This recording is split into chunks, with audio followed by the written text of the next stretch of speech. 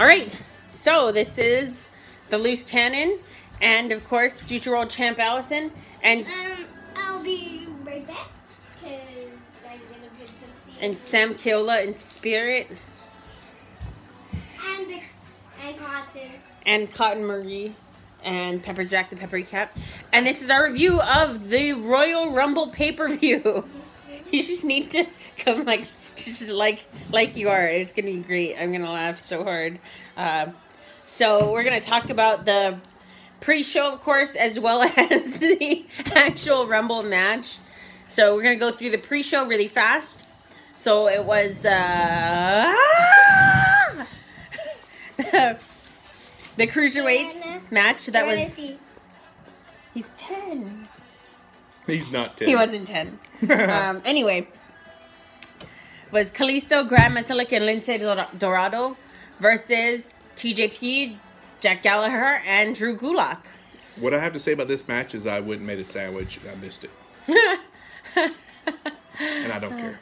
I mean, it was all right. It was nice to see TJP, not TJP, but Gentleman Jack go up to the second rope and be like, I'm going to do it, guys. I'm going to do it, guys. And Drew Gulak's like, no, it's a no-fly zone. And then he tries and just falls flat on his face. The reason why I went to make a sandwich is because I'm like, I have seen this match 6 billion times.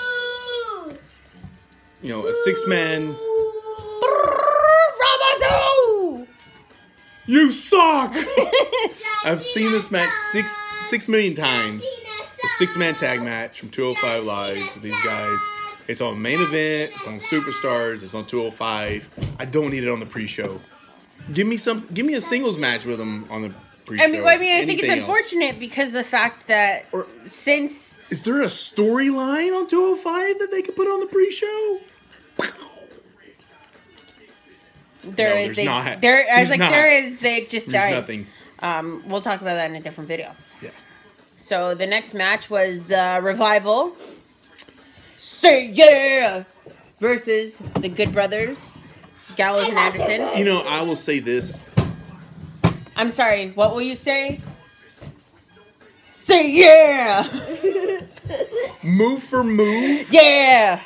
Yeah! We go hard! Oh, damn. And that's our Royal Rumble review. That's our pre-show. Yeah. So, match hold for hold, all the matches for Rumble together. I think that was probably the best match of the show. I mean, the Revival really throwing some old school wrestling in there. No flips, just fists? No flips, just fists. Well, not even much fists. It was more holds. No flips, just groundwork.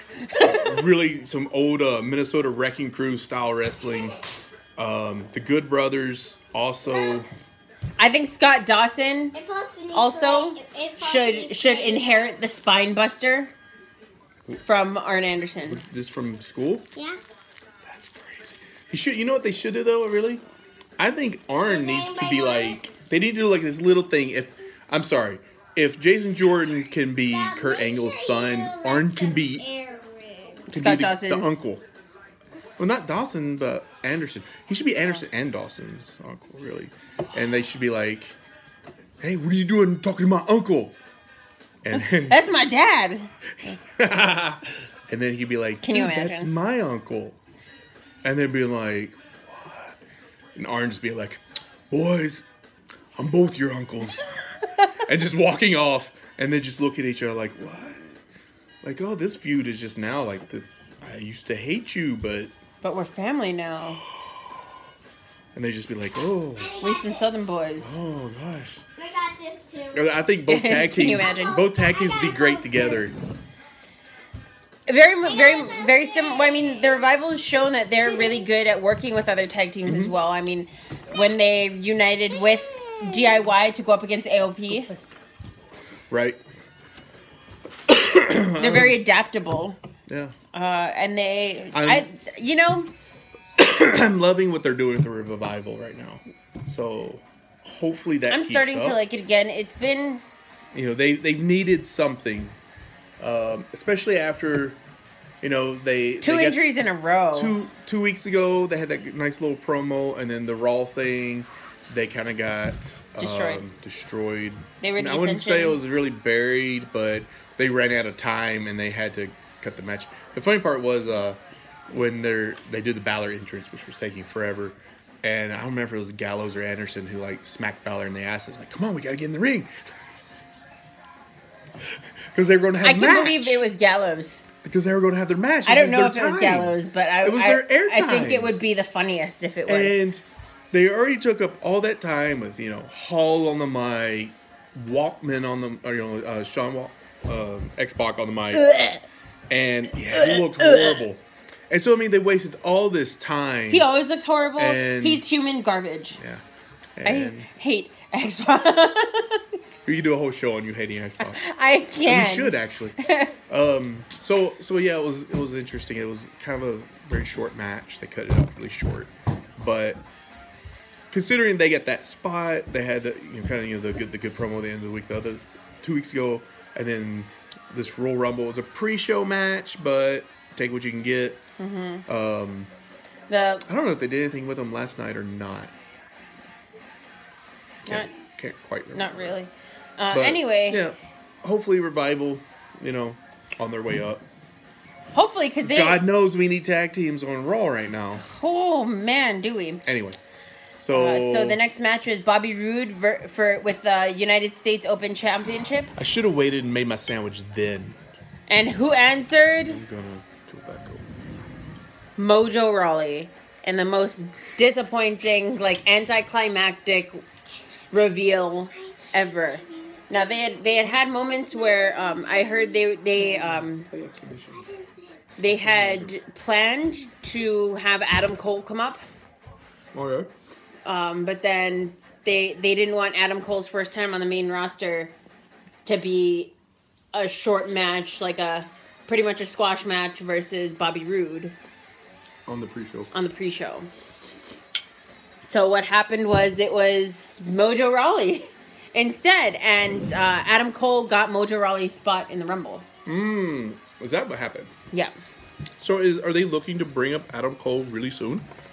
I mean, they are obviously, Triple H is very, very sold on Adam Cole. I'll just say this. Does anybody know how to do a fidget We have spinner? Balor. Uh-huh. We have the Good Brothers. Yes. They, half the originals that started the Bullet Club. We have AJ Styles, the second leader of the Bullet Club. Yes. And we have Adam Cole, who was part of the Bullet Club. Who for some people he was like the There Ring of are Honor leader of Right. Bullet Club. So really interesting, where you have so many Bullet Club members, probably are going to get more within the next year or two. It'll be interesting to see what WWE ends up doing with this. All the members of the they Clique have and acknowledged it. NWO and everyone have sort of they acknowledge the Bullet Club as sort of their spiritual faction brothers. Yeah, their spiritual. I really wanted to see on the 25th episode. I knew they were going to do something like that, and it was cool that they kind of passed the torch. It was. I was hoping they would treat it more like a motorcycle club, and Branches. you'd have Triple H and Shawn in there, and passing the torch, so to speak. Hey, we're retired now. All of us old guys are around, but we're going to pass it off to you guys. Yeah. And It'd been nice. whether it been doing it however way, but even with the club name, since they can't seem to get a name, they should just use NWO. It should just be I know people will be like, oh my god, bring back NWO, rehash. The double NWO, the new NWO, the new World Order. This being a new NWO and treating it like that, motorcycle club and passing the torch and it would be huge, honestly. The vest, so to speak. Yeah. And having these guys come out as NWO. You'd have Balor and it would have been huge for the 25th episode. You have Balor, the Good Brothers come out, then passing the torch, and then AJ coming out and then putting him in 1-2, and AJ being the vice president of the club. The SmackDown branch leader. Yeah. And, you would have AJ and Balor. You'd have that leadership set up, so to speak. And the way the Bullet Club is always, kind of branching in and out with leadership and kicking people in and out. Could totally do that with this. You have a VP, they call the vote, the president could get out. So anyway, a different kind of coup, if you will. It would have been. I think it would have been something neat for them to do. Pumping iron. So the first match of the actual pay-per-view, and I was surprised that this was the first match, was the handicap match for the WWE Championship. And God, I wasn't sure which way they were going to go with it. Interesting finish. I still don't know if I agree glad with the way Sami they went with Zayn it. got his own entrance. Yeah. As a Sammy mark, I was glad that I finally got to hear his entrance music for the first time in literal months. Like, I don't know if this match really helped anything. I think it was meant to be purposefully ambiguous to continue the storyline because it's not something that they wanted to resolve at this point. Obviously, because they didn't resolve anything. They didn't resolve anything. AJ Styles got to retain. Yeah. Then, when you look back at the footage, Kevin Owens is the one that got pinned, but Kevin Owens wasn't the legal man. Sammy was. And then they complained to Shane, and Shane says, Yep. I don't care. You don't care, do you? And he's like, yep. And so where's this going to go? I don't know. I mean, you have Sammy and Kevin are heel. Shane is essentially heel at the moment. And yet they're trying to portray Daniel Bryan in like this heel manner too. And it's kind of a But yet cluster. they're all faces. I mean, really? Shane is going for justice because Kevin Owens dishonored his family. Tweener. And then Daniel Bryan is a face because he's just trying to do what he thinks is right for SmackDown, and he doesn't have any stock in this really at all. It's weird because Daniel is being very antagonistic. And these weird decisions they're having to do. I don't know. So we'll see where that all pans out. I don't know with Rumble where that'll pan. How it really panned out. Of course, as we get to the main event, we see where that's going to lead toward WrestleMania. I don't know. So of course, the next match that happened was the actual Rumble. I'm wrong. There was the Usos versus Shelton Benjamin and Chad Gable, which was a 2 out of 3 falls. Which I was surprised, actually, that it was just 2 falls for the Usos straight away. Yeah. I kind of thought maybe they're going to strap, Benjamin and Gable. I did too. I'm not a big fan of Benjamin. I like Shelton Benjamin, but I'm not a big fan of Chad Gable. He's okay. I think he's really talented. I don't think I think the team is fine. I just don't think he does really good heel work. But he really should have been Kurt Angle's son. Yeah, that's where they lost to that. Anyway, good match. Yeah, I mean, for what it was a good match. I was surprised that it went in the direction that it did. Yeah. But, I mean, heel Usos are on fire right now. Usos are face. Heel Usos. Usos are face. Bad boy Usos. Bad boy Usos. Yeah, I mean, they're absolutely Usos have been on hotter, fire since they went heel. Yeah, they're hotter than they've ever been. While they've still maintained that same sort of attitude that they've had as heels, they are the faces for all intents and purposes of this because Shelton Benjamin and Chad Gable have been really pushing hard to be heel in this. That New Day feud, and they come out and they shook hands. They're like, they respect. were like, respect. They turned face at that moment, and they've pretty much been face ever since. And Benjamin Gable, they went heel. They did some great heel work.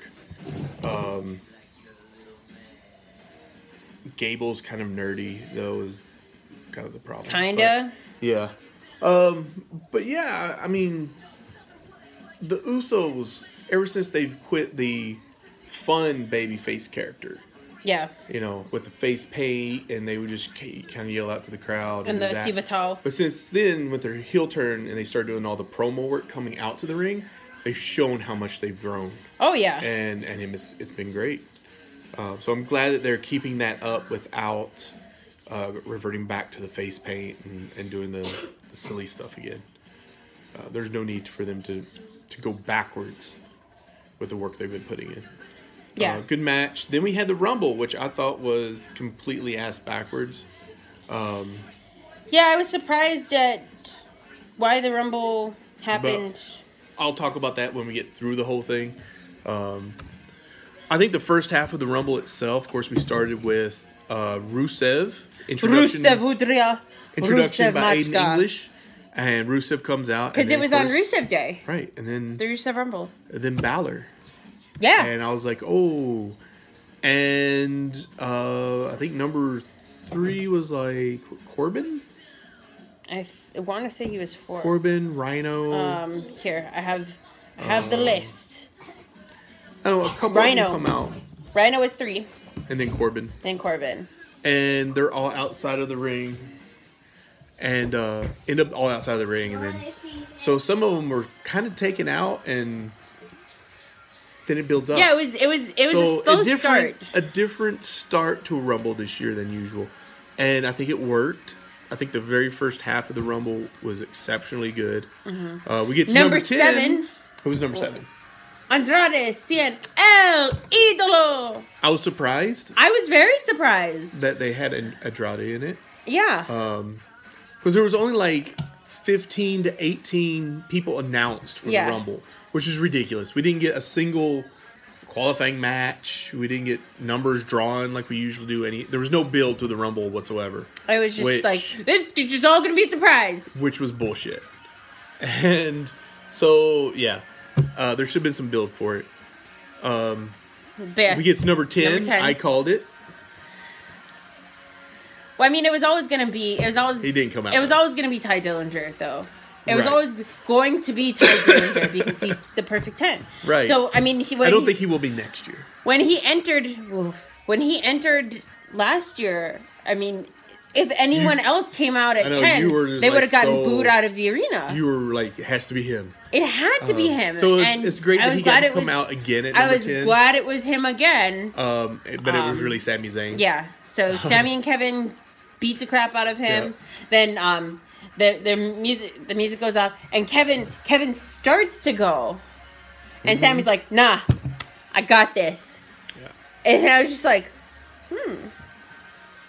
Look who's looking out for number 1 for the first time. Well, I mean, Kevin's hurt right now, too, so...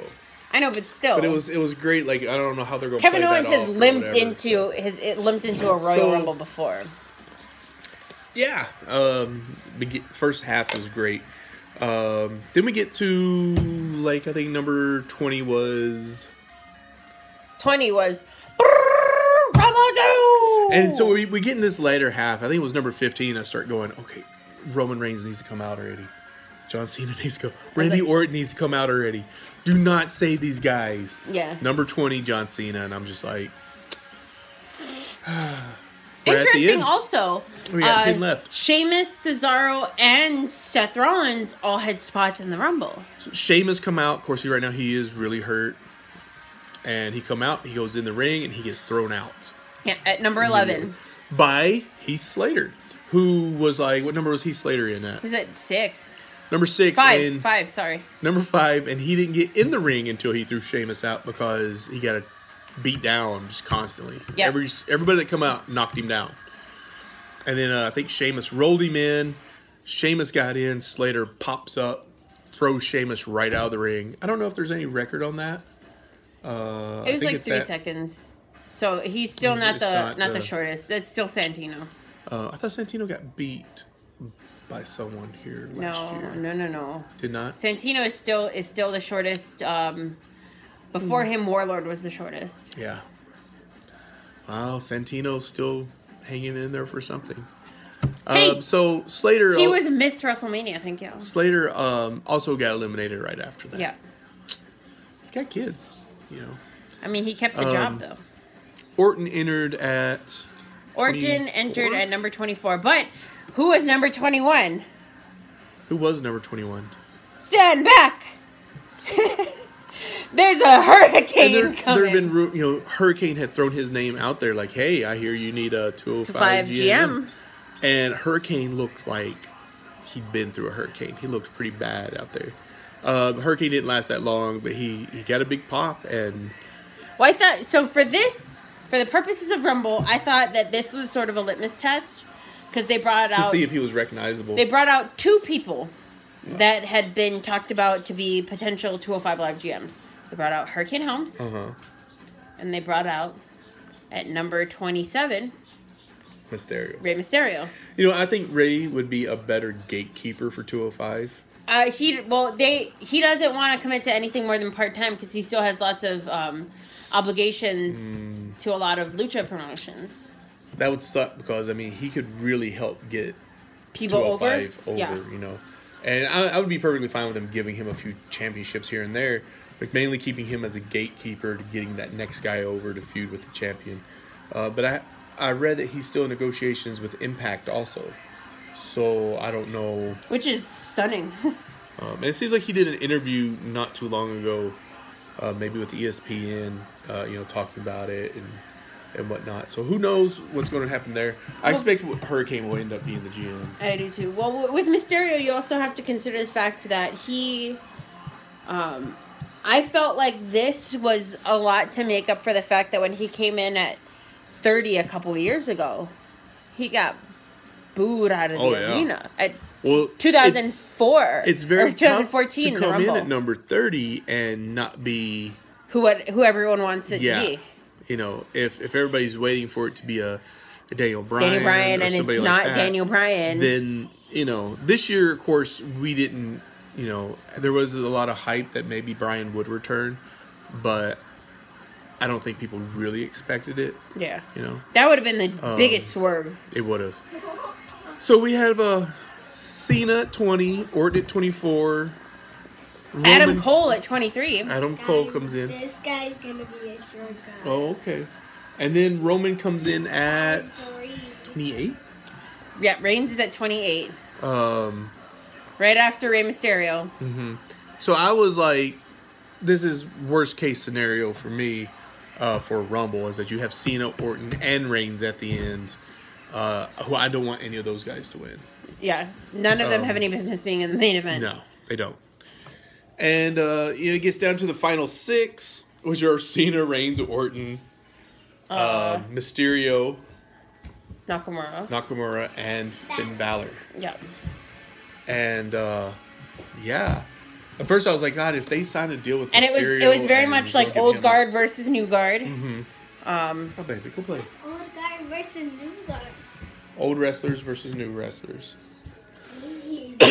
And of course, I kind of figured at this point, Nakamura is like the rumored guy that's going to win. Go play. I mean, I was pulling for Balor. It was getting to a point where I was like, maybe Balor goes over here. It would have been nice if he had. It would have been really nice. I am a big Nakamura fan, so I was happy that the Ichiban won. I'm a big Nakamura fan. I feel that giving him the win, considering how poorly they've booked him since his main roster debut, is kind of like just, I guess it's a nod toward the marks in a sense, because they know the AJ versus Nakamura match is going to be a big draw. Yeah. And a lot of fans really want that. But Nakamura's been booked like piss. He hasn't had a feud that has been really well over.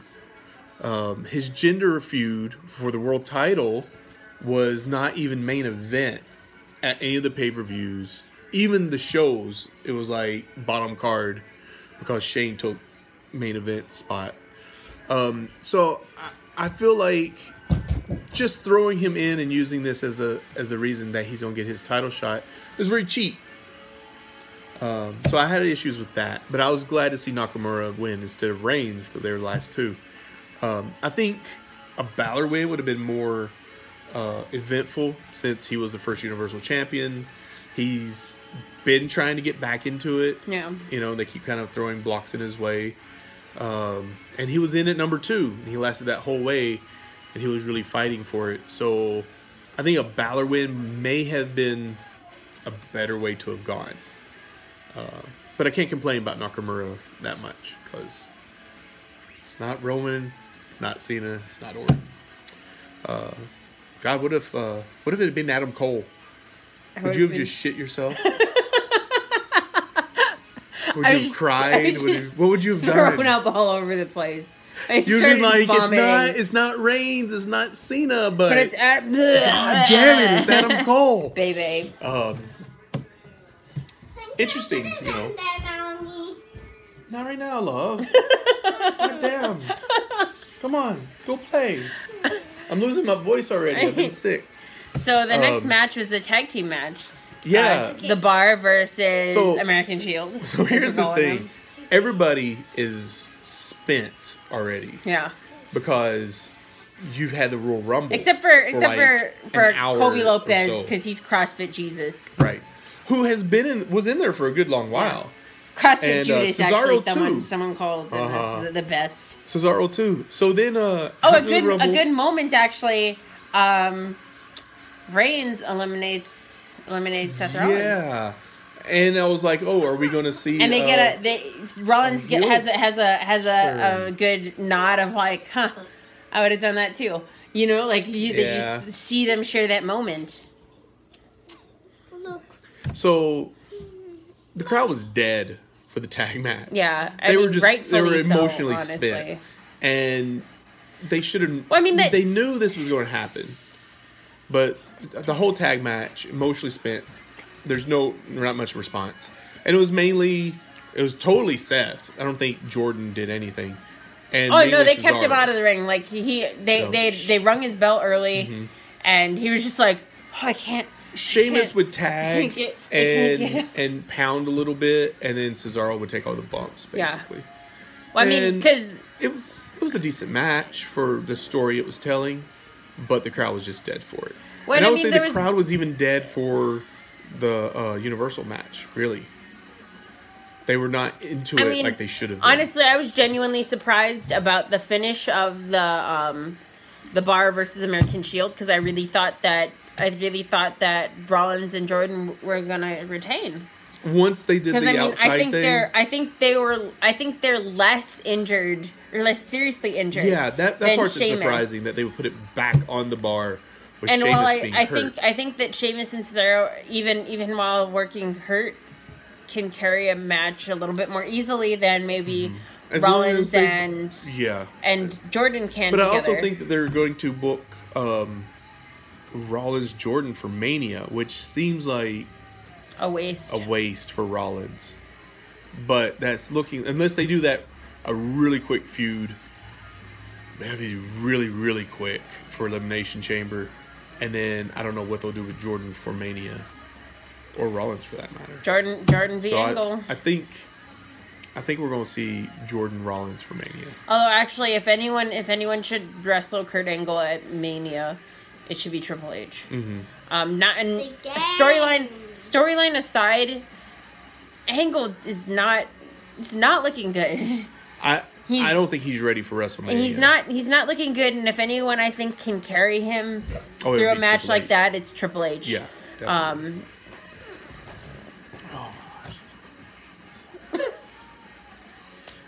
The Universal match.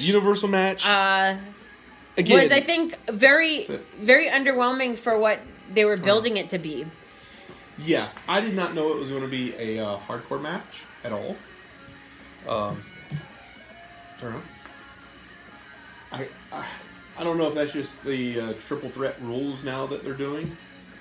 Yeah, because it was only hard. announced like triple threat, and then all of a sudden, it's hardcore, and I was like, okay, that part really wasn't announced. I don't think it helped it being a hardcore match at all.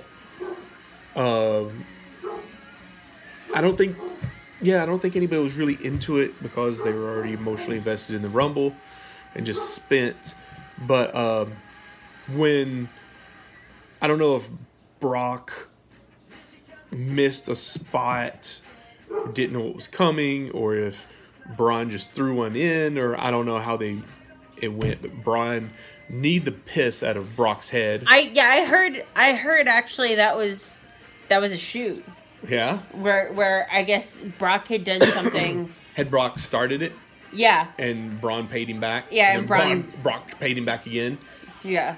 Because, like, Brock punched the shit out of Braun. Yeah. And Braun didn't go down. And I was like, you just hit a bull, is what you basically did. And that may not have been smart. I know you're an MMA champion and UFC and all that, but that's Braun Strowman. Not only is he being built as a monster, but I mean... He is a monster. He is physically bigger than you. Yeah. Sorry to tell you this. I know you're a big boy. It's a fact. Yeah. You know, and I know there's egos and everything, but yeah, I wouldn't...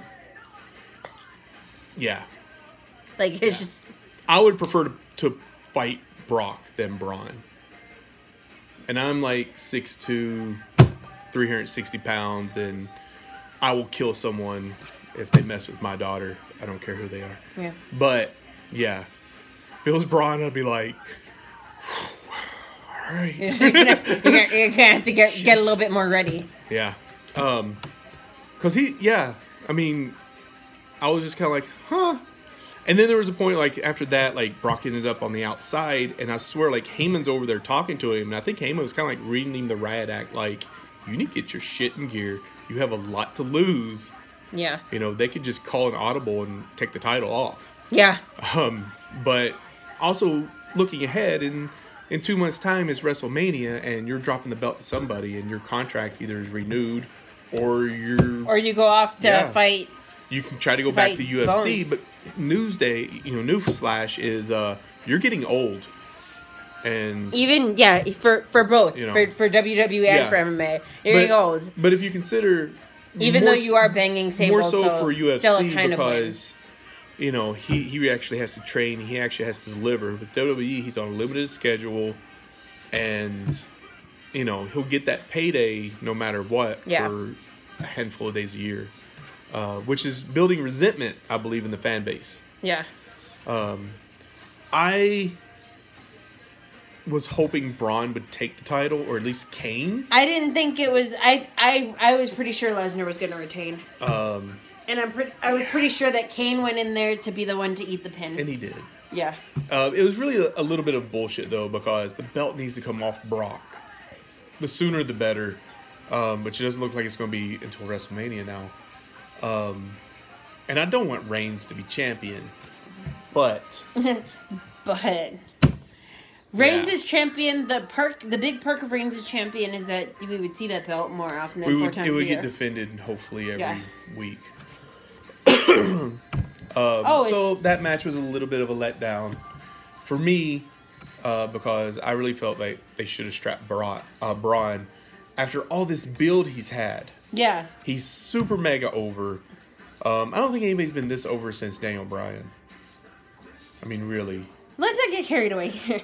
Well, I mean, I don't think he's at Daniel Bryan level yet. I think he has potential to be. The crowd response though is pretty huge. Yeah. And I will give you that. I don't think it's at Bryan levels it's yet. not. I'm not saying he was at Bryan level, but I was saying there's not been anybody over as much as Bryan until Braun. Poor Balor. Yeah. Well.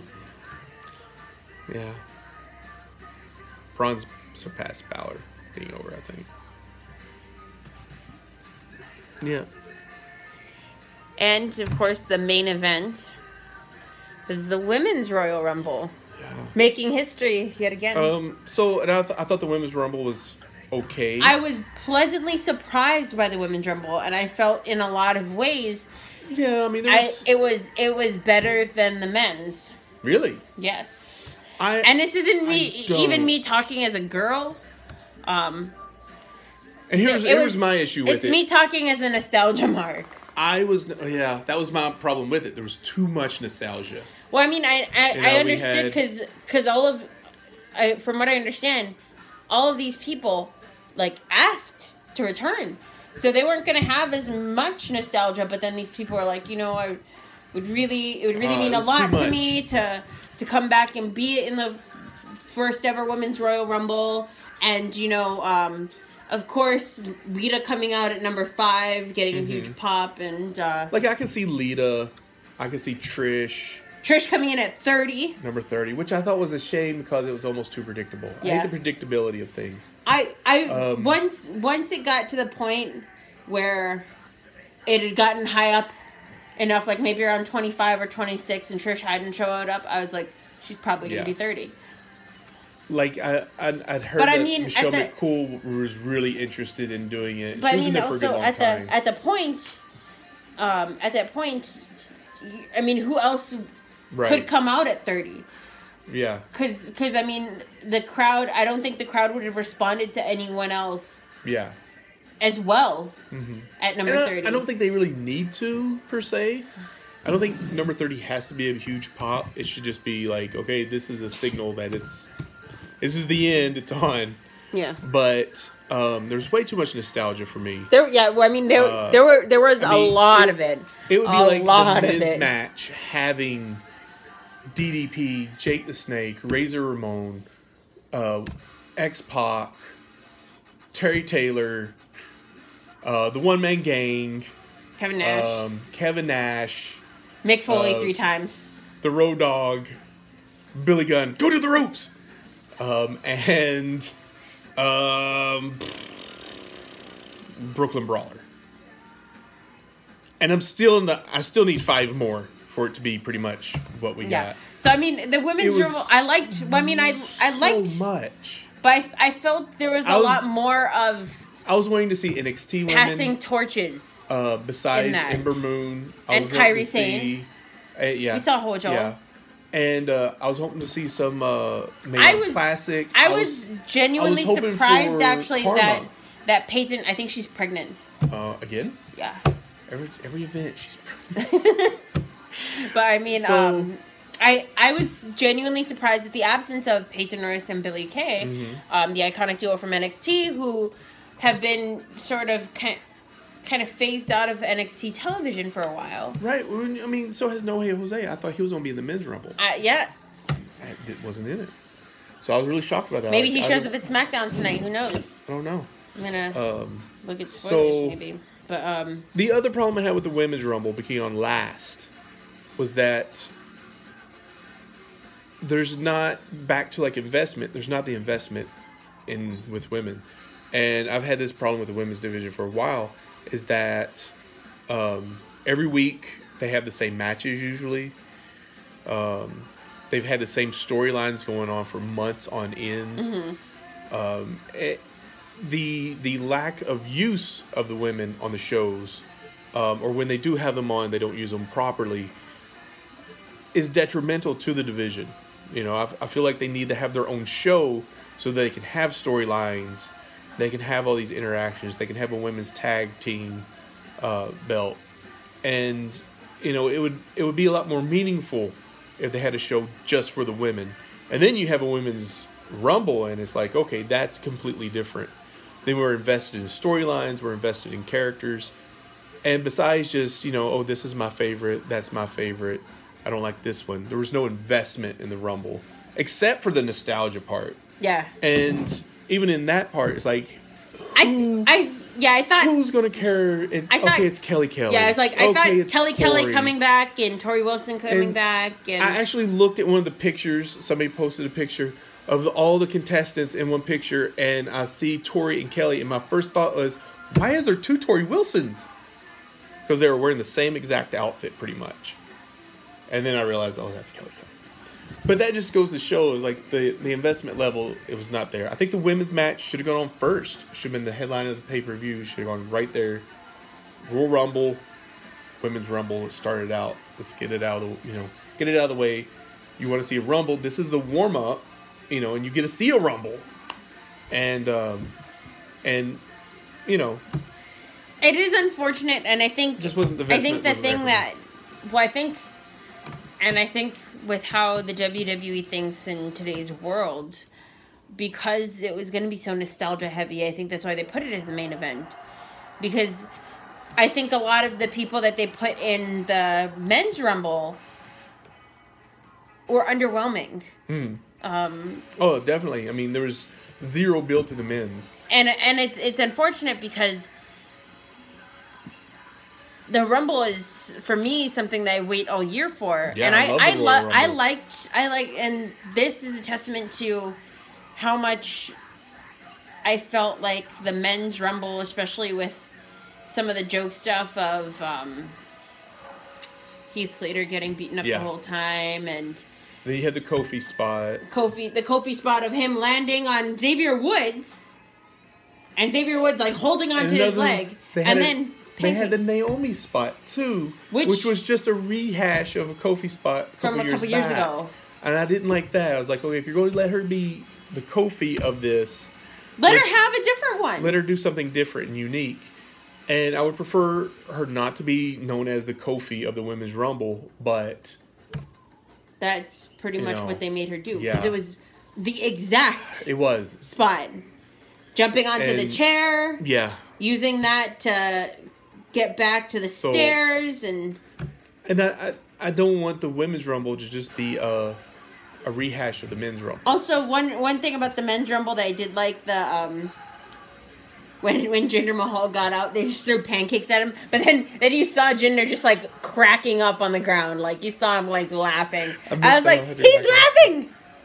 Amazing! So here's the other problem I have with the Women's Rumble. And this is why I'll disagree with you on the nostalgia part. They put the Women's Rumble on last only because they had Ronda Rousey come out at the end. Yeah. And I disagree with them doing that. Yeah, that I felt undermined a lot of. Yes, they cut the legs out from Asuka. They cut the legs out from the Women's Rumble to have the winner and then have the two champions come out and be like, you had this big moment. Yeah, who's gonna? But then no. And then you just hear Ronda Rousey come out. I don't give a damn about my bad reputation. Yeah, and I was like, what the hell? Save that for Raw. Save that for the next pay-per-view. I was like, I was convinced of this. That they were trying to test the waters. Mm-hmm. So 30 was either going to be Trish or Ronda. I think they called it close to the end that Trish was going to come out at 30, and then Rousey was going to come out after. Yeah, I think having Trish in the Rumble was a better idea than having Ronda. Rousey. But I also think that it was a bad choice having her come out at the end. And they should have done it at another time instead of taking that away from Asuka and taking it away from the Women's Rumble. Yeah. You know, that was a big moment for Asuka. That was a big moment for the Women's Rumble. For all the people that competed in it. And to give that away to somebody who's never had a wrestling match in their life. I know she's an MMA star and champion and everything. But and she's been a longtime fan of wrestling. You know, she's close to the Piper family, actually, and they allowed her to take up the Rowdy. Oh, okay. I was wondering. So like how Rowdy. I thought maybe WWE just Roddy Piper, Ronda Rousey, right? And she actually had a pretty close relationship with Roddy Piper. She was a big Piper fan. Before he passed on, and I think the jacket that she came out wearing was one of Piper's. But yeah, I thought they should have saved that for another time because it was just a little bit disrespectful, in my opinion, to the other women wrestlers. And a lot of the women felt that way. Mm-hmm. And it really is because... And then on social media the next day, they were like, oh yeah, so Rousey came out, great, she's here. Now we can just forget about the fact that the other 30 women that competed in the first ever Women's Royal Rumble ever happened. And it's not just that, but then they insinuate that whoever Asuka doesn't pick to face, she's going to fight. And I think that's also a little bit of bullshit. Just because she hasn't earned the spot. She's obviously not trained yet. She gets the Rumble spot. And she apparently... she's going to get a WrestleMania shot. So she's signed a contract to be a full-time wrestler. And I give her... And didn't show up on Monday Night Raw, so maybe she shows up on SmackDown. I have a feeling that she's going to show up on SmackDown and challenge Charlotte. But, I mean, I know, and I kind of agree with... the what Bret Hart's always said, that you really only need 3 months of training to wrestle, and everything else you need to learn in the ring. But for her first match to be against the champion at WrestleMania, I think 68 days, 67 days is a little bit short for training wise, even for someone of. I mean, she's Ronda already Rousey's been training with the Brian Kendrick, and she has been at the NXT Performance Center for quite some time. Mm-hmm. But yeah, actually training with the people that she's going to be wrestling being in the with ring are going to be two different things. But I mean, so I think that she should definitely be working more with the actual women's locker room, which I don't think she has that much experience in. So she's not going in completely in the dark. They should really have her just putting on a mask and doing some dark shows at house shows and getting some ring experience. Yeah. But I don't know. So I think they booked the Rumble wrong. I think they shouldn't have had Rousey come out. I think the women's should have gone on first. Or if the women were gonna go on last anyway, don't undercut that moment. Yeah. And I think I feel like Asuka would have had a bigger moment if it had gone on first and that shined through, give the women all the time that they needed, and then you can have your tag matches and the other title matches. I'm a little surprised the triple threat did not go on last. I'm a little surprised that the men's Rumble didn't go on last, because traditionally the losers of the title matches are the big surprise entrants that go on. They're just like, right. I'm coming back for my title, or I was expecting I'm gonna get that Kane one to last eat chance. the fall, and Braun go on to dominate the Rumble. I think that's what a lot of people were expecting. Getting that heat, that heat back that way. I was honestly figuring that the men's winner was going to be SmackDown and women's was going to be Raw. Oh yeah. So that part But it is pretty much figured. I'm happy with who won, but not happy with the Rumble in general. But it's definitely a better Rumble than we've had in the last 3 or 4 years. Yeah. Maybe more. So, and our 2 Royal Rumble winners are Japanese. Definitely a first. I was like, now is this sort of an answer to how much New Japan has been starting to move into the North American territory? Maybe. They plan to have an office or a headquarters as well as a dojo in California. Yeah. On the West Coast by the end of this year, I believe. Is this an attempt to appease the fans? Because I mean, definitely the fan base is shifting toward that, especially New Japan. Yeah. We just had Wrestle Kingdom. And I mean, you can even just look into the crowd and see all the Bullet Club shirts. Bullet Club. All the Kenny Omega shirts, Marty Skrull. So that's our Royal Rumble review. We actually cut it close. Yeah. Not quite. We split between our usual hour long and our hopeful was 30 minutes. Yeah. So we might be back for another video. We'll see.